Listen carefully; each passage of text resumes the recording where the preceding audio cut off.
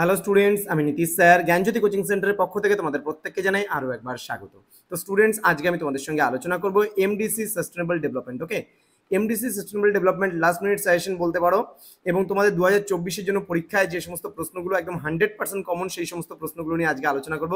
ক্লাসটি শুরু করার আগে তোমাদেরকে বলবো চটজলদি তোমাদের ইউটিউব চ্যানেলটি যে রয়েছে আমাদের, সেটাকে সাবস্ক্রাইব করে পাশে থাকা বেল আইকন অল প্রেস করে বন্ধুদের সঙ্গে ক্লাসটি শেয়ার করো। এছাড়া তোমরা যদি অনলাইনে আমাদের সঙ্গে আগামী সেমিস্টার থেকে যুক্ত হতে চাও বা এই সেমিস্টারে কোনো নোটস বাকি থেকে থাকে, তাহলে যদি নিতে পারো আমাদের কাছে অনলাইনে সামান্য ফিস দেওয়ার বিনিময়ে তোমাদের অফিসিয়াল যে আমাদের নাম্বার রয়েছে 7076398606 নাম্বার অথবা 6295916282 নাম্বার, তোমাদের টোটাল কোর্স ফি তোমাদের সাধ্যের মধ্যে রয়েছে। আগামী থার্ড সেমিস্টার থেকে যদি কোর্স ফি বলো, তাহলে আমরা করছি 1199 টাকা।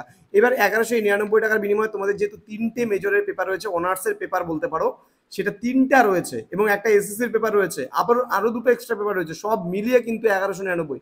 আগে মাত্র একটা মেজরের পেপার ছিল, এখন 3টা মেজর, হিসাব মতো 3 গুণ বেতন হওয়ার কথা, কিন্তু আমরা মাত্র এই বছর জাস্ট তোমাদের বাড়ালাম শুধুমাত্র 200 রুপিস। ওকে, তোমাদের কথা চিন্তা ভাবনা করে এটা করা হয়েছে। নর্থ বেঙ্গল ইউনিভার্সিটি আন্ডারে তোমাদের এমডিসি সাস্টেনেবল ডেভেলপমেন্টের যে কোর্স মানে যেটা আমরা দিয়েছি, তার সাজেশনসটা আজকে তোমাদেরকে প্রোভাইড করব। মার্কস 10-এর জন্য তোমরা পড়বে স্থিতিশীল উন্নয়নে ধারণা দাও, স্থিতিশীল উন্নয়নে উচ্চশিক্ষার ভূমিকা আলোচনা করো, জলবায়ুর পরিবর্তনের কারণ পরিকল্পনাসমূহ এবং আন্তর্জাতিক সহযোগিতা, সর্বজনীন স্বাস্থ্য পরিধির মোকাবিলা, সাস্টেনেবল ডেভেলপমেন্টের উপাদানগুলি কী কী বা স্থিতিশীল উন্নয়নের উপাদানগুলি কী কী, জাতীয় পরিবেশ নীতি 2006-এর ওপর বিস্তারিত টিকা লেখো, টিকা, হিউম্যান ডেভেলপমেন্ট ইন্ডেক্স সম্পর্কে লেখো, জলবায়ু পরিবর্তনের 3টি মৌলিক নীতি বা পন্থা কী কী, জলবায়ু পরিবর্তনে কীভাবে আন্তর্জাতিক সহযোগিতা সাহায্য করে, স্থিতিশীল উন্নয়নের ঐতিহাসিক প্রেক্ষাপট বিস্তারিত আলোচনা করো, বহতা উন্নয়ন কি বা বহতা উন্নয়নের উপাদানসমূহ লেখো। দেখো 10-এর তো তোমাদের মেবি সাস্টেনেবল ডেভেলপমেন্টে আসে না, 5-এর জন্য আসবে এবং 2-এর জন্য আসবে যতটুকু আমি শুনলাম। তো কোশ্চেন প্যাটার্ন 5 আর 2 হবে। আমি যেগুলো 10-5 করে দিচ্ছি সেগুলো মনে করো 5-এর জন্যই হয়ে যাবে এবং 2-এর গুলো এক্সট্রা। ওকে, তোমাদের মিলেনিয়াম ডেভেলপমেন্ট গোলস এর সফলতা ও বিফলতা লেখো। নেক্সট বলছে জলবায়ুর পরিবর্তনের নীতিসমূহ, জলবায়ুর পরিবর্তন রোধে আন্তর্জাতিক সহযোগিতা লেখো, লক্ষ্যভিত্তিক উন্নয়ন কি, সুশাসনের নীতিসমূহ লেখো। সাস্টেনেবল ডেভেলপমেন্টের প্রাথমিক লক্ষ্যগুলি কি কি আমি বলেছি, এগুলোও 5, ওগুলোও 5, উপরে এগুলোও 5। সিডিএম এর উদ্দেশ্যগুলি কি কি ভালো করে পড়বে। জলবায়ু পরিবর্তনের প্রধান কারণগুলি কি কি, প্যারিস এগ্রিমেন্ট বা প্যারিস পিস কনফারেন্স বলতে পারো। স্থিতিশীল উন্নয়ন কাকে বলে, স্থিতিশীল উন্নয়নের প্রাথমিক লক্ষ্যগুলি কি কি, মানবাধিকার উন্নয়নের স্বাস্থ্যের উপর কিভাবে প্রভাব ফেলে, এজেন্ডা 21 ভেরি ভেরি ইম্পর্টেন্ট। আদর্শ শাসকের নীতিগুলি কি কি তা আলোচনা করো। বিশ্ব উষ্ণায়ন হ্রাসে আন্তর্জাতিক সংগঠনগুলি কিভাবে সহায়তা করে তা আলোচনা করো। বহতা উন্নয়নের সীমাবদ্ধতা, এমডিজি উদ্দেশ্যগুলি লেখো। উচ্চশিক্ষার ক্ষেত্রে অন্তর্ভুক্তি উন্নয়নের ধারণাটি ব্যাখ্যা করো। বিশ্ব স্বাস্থ্য পরিধির সুবিধাগুলি অসুবিধাগুলি লেখো।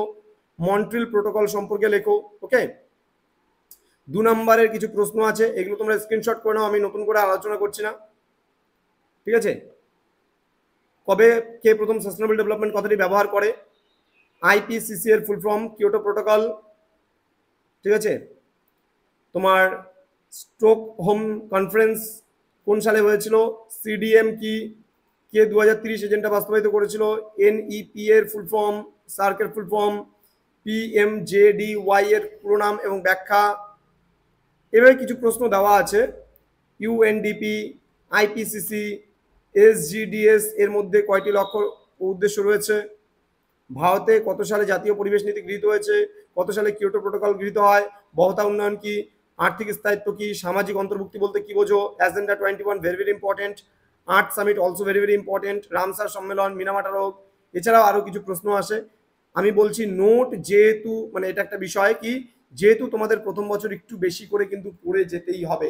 এগুলোও যে একেবারে যে তোমাদের বলবো না আমি 100% কমন, তার কারণ তোমাদের সাস্টেনেবল ডেভেলপমেন্টের প্রচুর বিশাল বড় সিলেবাস, সেখান থেকে জাস্ট জিস্ট করে কিছু তোমাদের প্রশ্নের উত্তর দেওয়া হয়েছে, সেগুলো তোমরা পড়বে, আশা করছি কমন পাবে এবং পরীক্ষায় যা পারবে মোটামুটি যেভাবেই পারো না কেন পরীক্ষায় বানিয়ে হলেও একটু কিন্তু লিখে আসবে, ছাড়বে না কোনো কিছু।